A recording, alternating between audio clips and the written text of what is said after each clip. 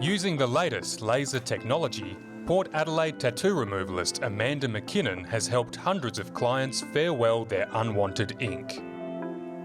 But it's the stories of those who couldn't afford her services that have left a lasting impression. There were a number of clients that had come in for consultations, sharing their stories about maybe how they got their tattoo and not being in a position to afford laser. And some of those stories were quite confronting. I know one that stuck with me was a girl that had come out of a domestic violence relationship. She was in a safe house and she had something quite offensive tattooed on her body and didn't want her kids growing up to be able to read that, but couldn't access laser because she couldn't afford it. So that sort of stuck with me, and that's where the Fresh Start program sort of evolved. Since 2019, Amanda's business has been offering free tattoo removal to successful online applicants, including survivors of abuse, former gang members, and anyone else seeking to put a difficult past behind them, such as local mum Alicia Alexander. We're just going to go... 2017 was an amazing year, but also a terrible year. I had a baby in March and then diagnosed with breast cancer in October. So then I went to have therapies. I had surgery, chemo, radiotherapy, and just lots of appointments. One of them was to get medical tattoos placed on my chest. So when I was having daily radiotherapy sessions, I could be lined up in the correct position. And I didn't think much of those dots at all until after the therapy.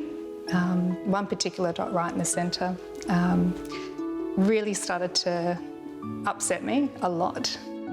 It just sort of reminded me of, the bad times, and I would see that daily, getting dressed, walking past the mirror.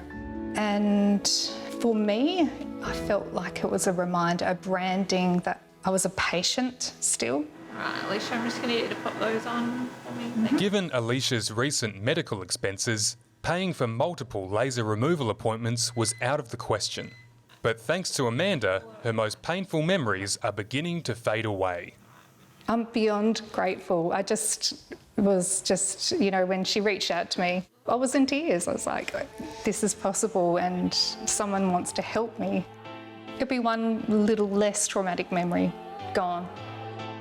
Another applicant eager to start a new life chapter is James Cully, who is currently completing a home detention sentence after spending 4 years in jail. Tattoos have always been really important to me since I was 18. I was able to start getting tattooed, but certain ones, tie me to a certain life that I don't live anymore, and I'm trying to move forward. Being recently released, I've had to save up for a lot of things, like refurnish a house, buy a car and stuff. So saving up for this just was not an option at all.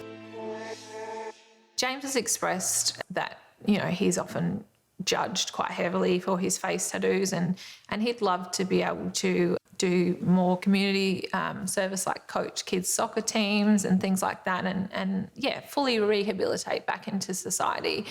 And to do that, he knows that his past has to come off his face for that reason, so he is more approachable to people. In jail, there's quite a bit of programs and core programs you can get onto to help you, rehabilitate and stuff like that. But when you get out, it minimises quite drastically. You feel a bit sheltered and you feel like you're taking a few steps backwards, I guess. Especially when you're on home detention, you haven't got as many resources as you did when you're in there, So to have someone that supports me, like Amanda herself, that got me onto this program, it's the feeling I can't even explain. It's great to know that I've got someone like that that supports and wants to help me move on with my life.